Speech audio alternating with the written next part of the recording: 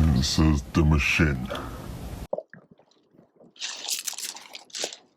Welcome to episode 7 or 6. I can't remember. Anyway, I'm doing this while I walk the dogs in Blair Witch mode, as one commenter put it, which I rather like. So this episode's about the boars. I think the boars are going to be controversial. I think I may have ruined them twice over, or maybe I haven't. I guess you'd have to make up your mind. I've read a lot about the honing and lapping process that you need to do for the alusil, and yeah, it seems to be covered in mystique. So I guess what will happen is, in this episode, is I'll go through my thought process and take you through how I might have ruined the boars, and we'll see how it goes.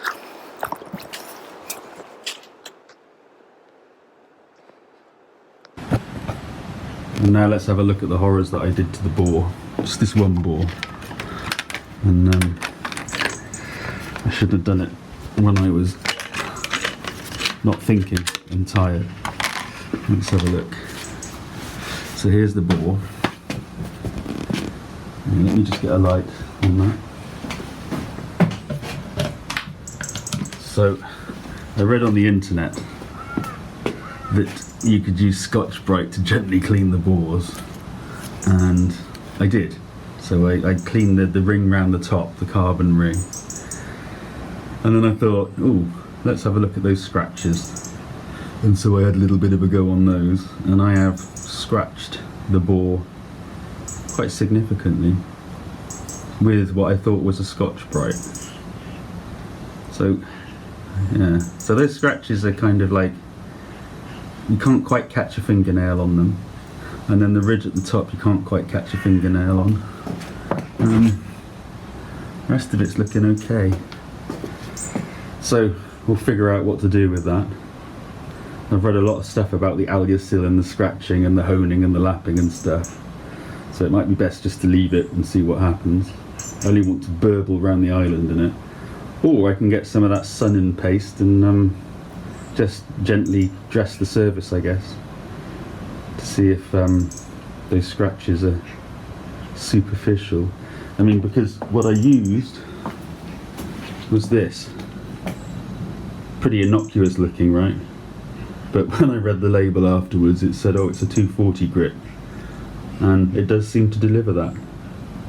Nasty bit of plastic. I should have used probably this, and I should have been much more gentle. So what I'll do is, for the next rings, I should be much more circumspect in my approach, and we'll see where it goes.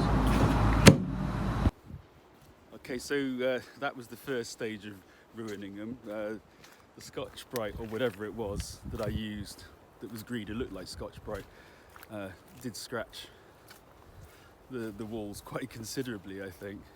So I made up my mind then to actually try and do something about it. I mean, what have I got to lose, really? Well, apart from the block completely. And so this next bit is me trying to justify what I'm about to do. So you might want to fast forward. It's a bit long-winded, I would say. Right. Number 1. It's an alusil block made out of aluminium and silicon, and the final alloy is like aluminium with bits in, with bits of crystalline silicon in, and then the block is machined to get it roughly, well, to get it to size, and then the finishing step is where you take a compound, the AN30 compound, and you use a felt hone, or a felt honing block, to effectively grind away the aluminium to leave the silicon proud, and that's what gives the I guess the friction surface for the piston. And what happens is the oil gets caught in the in the spaces around the silicon, so that provides the key. So rather than a traditional crosshatch hone, you rely on this recession of the aluminium to give you the what they call the tribological properties that you want, whatever that means, the oil stuff. So, and then you can buy this AN30 compound to do it for you, and that is a mixture of silicon carbide,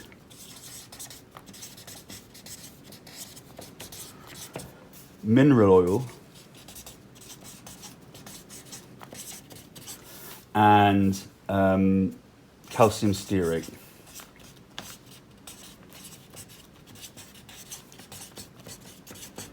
Okay, so that's the first thing, or the second thing.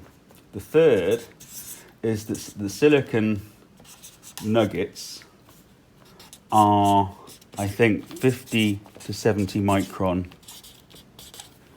across. And the important thing is that whatever you're using to grind the aluminium away needs to be smaller than the space between the silicon crystals. So the SEM, like an electron microscope picture of like an alusil bore, shows these 50 to 70 micron particles, and then there's a gap between them. And I'm saying that that gap is like maybe 20 micron. It looks like that on the picture. The fifth thing we can put into the prospect is that 1200 grit equals 15 micron particle size. So therefore, I think that 1200 grit is the correct size of abrasive to fit between the crystals and grind the aluminium down. So I'm going to make the paste on the basis of 1200 grit silicon carbide, which I have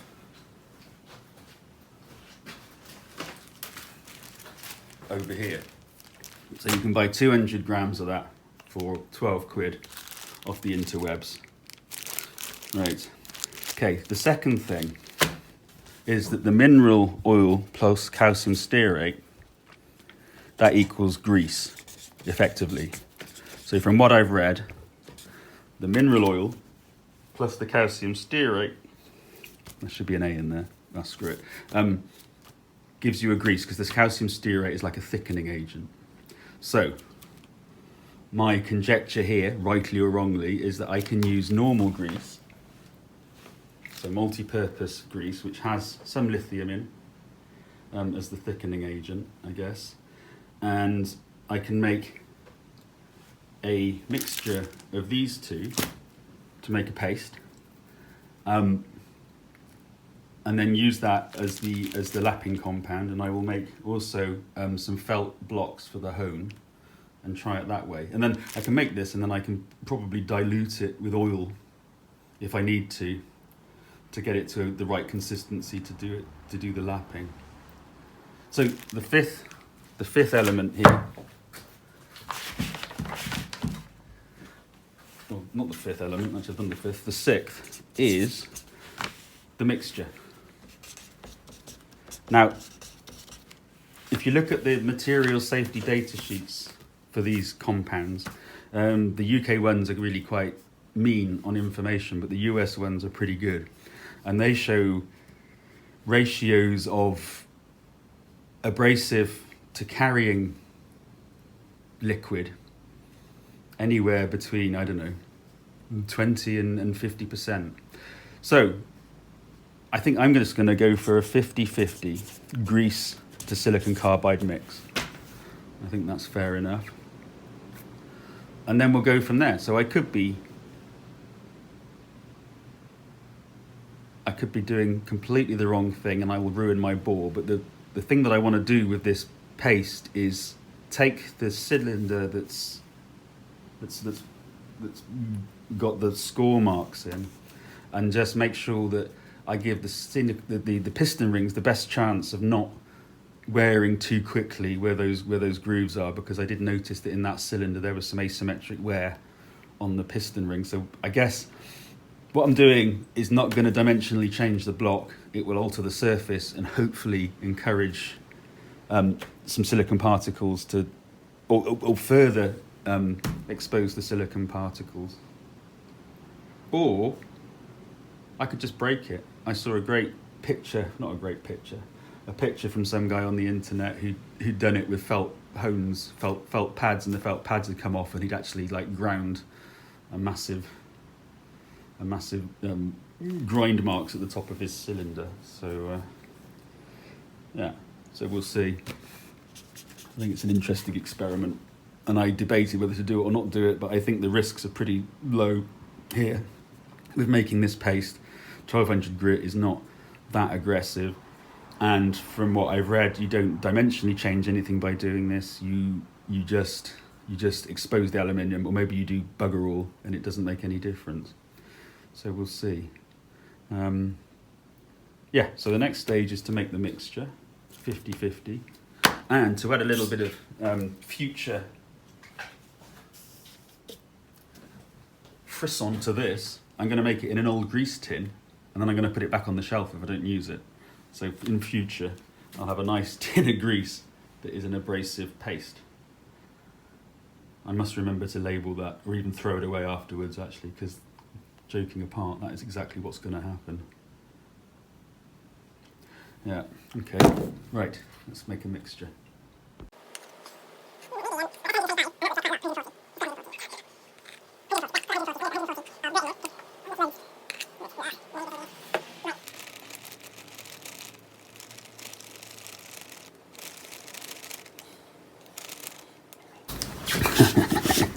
Here we go. Right, in it goes.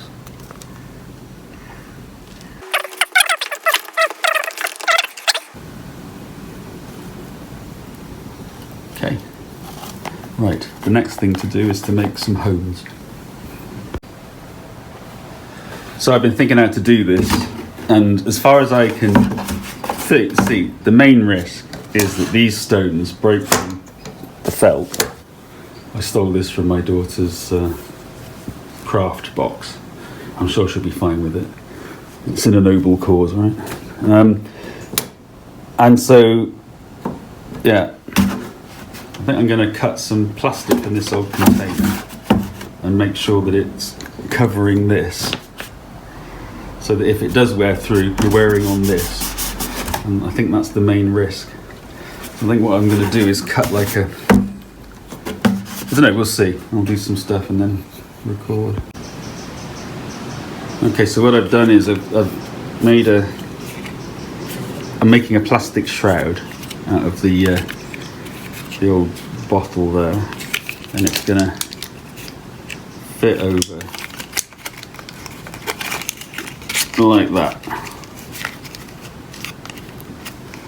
And I can wrap the felt around it. Yeah, I took this punch and heated it up and put a hole through. I think I'm going to do the same the other end, like that. Yeah, I think that'll work. I mean, this is going to be pretty hard wearing, and I don't think there's going to be any chance of like the stone coming through.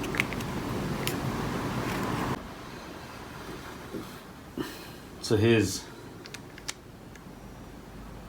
the finished, I say finished, here's the bodge, but it moves, it's got supposed to move, but it prevents the stones coming out.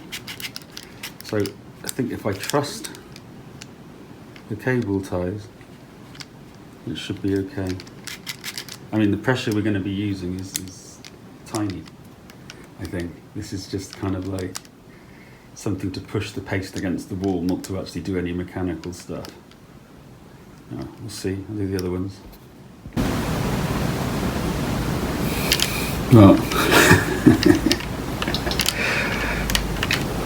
that looks okay. I think it's there's enough flexibility in it, I think, that it can go out towards the you know, the angle. As it spins out, the angle can change. So yeah, looks alright, I think. I'm a bit worried about the strength of the cable ties, but I don't think they see too much force. We'll see. So here it is.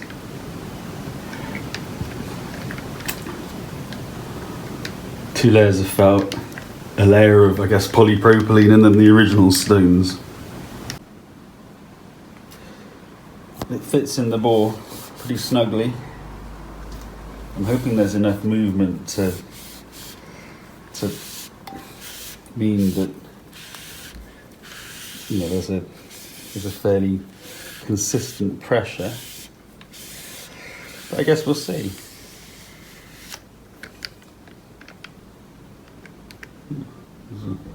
Certainly cleaned some shit out already. I think now I'd like to capture what the bore looks like.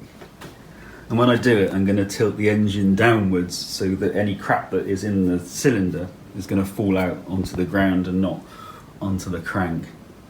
Ideally the crank wouldn't be out, but I don't plan to touch that.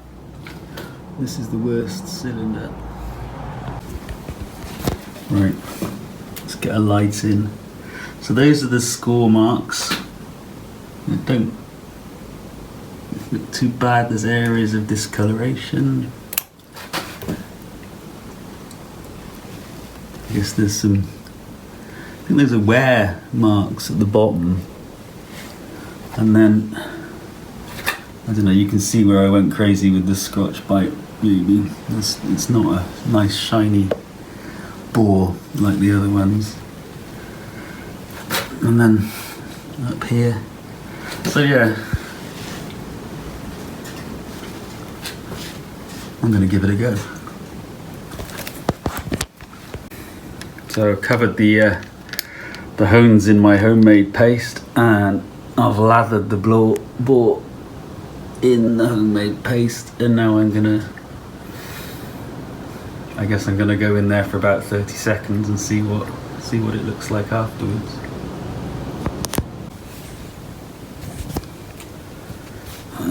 So this is after the second pass, so I guess a total time of about a minute. Don't know, really difficult to see if there's any difference, to be honest. Subjectively, I think it feels a bit smoother, maybe a bit shinier, which I guess is, if you look at the one next to it. But what it has revealed is some interesting stuff here. That black stuff, I think you can see, it's pitting at the top. Nothing's going to do anything with that. And so I'm inclined, I think, to maybe stop here and just put it back together, because I'm not going to get it machined. I mean, if we put it back together and it smokes and it uses lots of oil, then I might pull it again. I might buy another engine. Don't know. We'll see what it does. Maybe I'll have another go. In terms of the tool, kind of alright. I think I should have cut these longer so that I could put more staples in. And I also think that I should glue them like I've seen other people do. If I'm going to do any more. Here's Mark II. I've wrapped them now rather than putting two layers and stapling. I've stapled them at the end. This is Mark III. I'm getting increasingly confident that it's not doing too much. I don't think it's doing any damage, but it seems to be making the finish on the bore the same as the stuff that's unswept, which I presume is like the factory finish. So we'll keep going for a bit. But I'm getting a bit bored now. So yeah. Difficult to tell, but that's a lot shinier than it was. I know that shiny isn't quite the right finish, but it is very similar now to the finish of the stuff that's unswept, and I can't see the Scotch-Brite marks anymore, really. So we're going to do it again, and I think that those score marks have kind of diminished a bit. I mean, let's face it, it's not a great bore as it is with the pitting, but let's see what we can do. This is working pretty well. I can do that way, and then that way.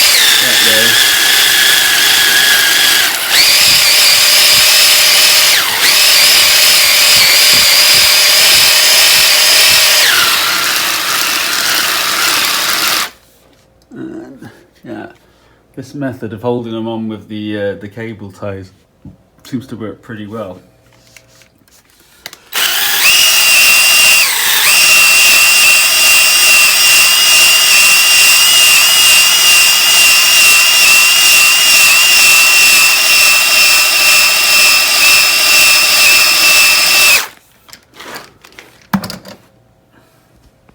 Can't see in there.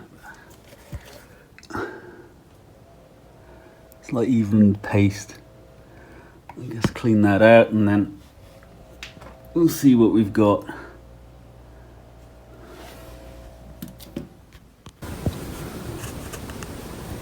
Right, I think that's as good as it's gonna get. It's like got a dull sheen, like the bottom. These are kind of improved a lot. Can't do anything about the pot marks, but yeah, I think we can call this a bit of a success. Well, at least until we build it and find out. Debate now is, now that I'm on a roll, shall I just gonna have a go at this one too? Actually, I think this one was the one that was stuck. So I'm gonna do a bit on this one, because that's looking much like this and quite smooth. I mean, it's difficult to tell, but you know, there's the big scores are still there, but the small like light surface scratches have gone, I think. Okay, so on this one, there's a few kind of longitudinal scratches. There's some more of this bloody pitting stuff. The bore is quite shiny.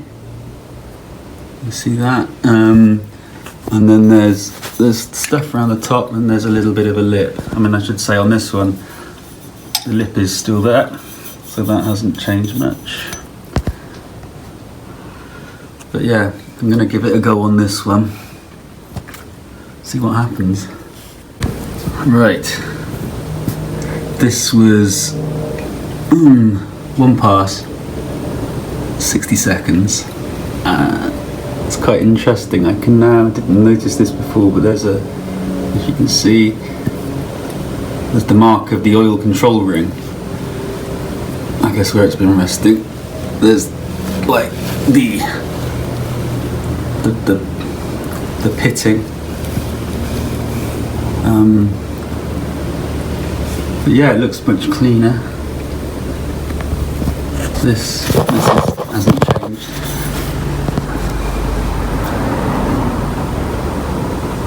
I probably need to reset the felt, and then I'll give it another minute and I'll call that it. Yeah, that's with 2 minutes. And my refined technique now of, like, if I squirt WD-40 while I'm doing it, I think it reaches more of an optimum speed. So I think I'm going to leave that like that. You can see the mark there that was quite prominent before has decreased quite a lot. And then this end. Yeah, much kind of a dull shine, I guess. That's very shiny. Yes, there's some glaze on there. So I think I'm going to go forward and do 2 minutes on each of these with my preferred technique. It's the next day and I'm going to do the other side today. Because I've been thinking about it. I don't know what damage I can do. I know that you're supposed to use a profilometer once you've done it to check the roughness, but I'm only making it better, I'm not making it worse. So I might as well do it. And I can't go too far either apparently because it's self-limiting. I guess the way that the abrasive gets between the particles kind of becomes less effective as it gets deeper. So I think, yeah, I can, well,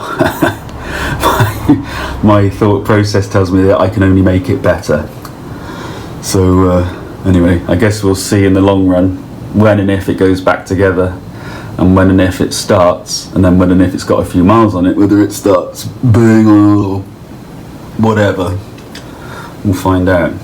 Anyway, this is my new streamlined approach. Should have done this yesterday. I've blocked off the ends there because the shit went everywhere. I've got my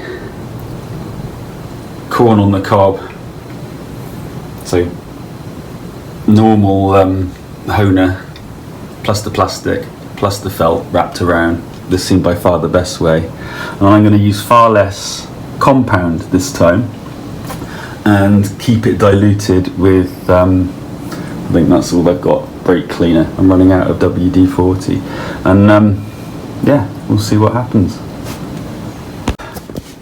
So 3 it's supposed to be equally spaced but they're not.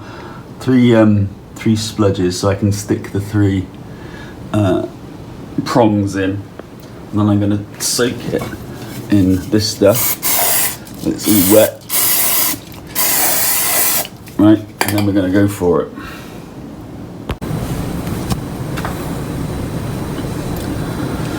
So I've done these now, they look better. The scratches are still there, as you might expect, but less, and it looks clean, I guess. Oh well, it is what it is. We'll see how it goes. So that's it. Have I ruined them? Have I not ruined them? Have I done bugger all? I think I may have done bugger all to them and just made them look slightly cleaner. But I guess time will tell. That's all I'm going to do to them. And yeah, put the rest of the engine back together around it. See how it performs. And if it doesn't perform, then I'll trigger on pulling the engine apart again and doing it properly. Yeah, let's see how it goes.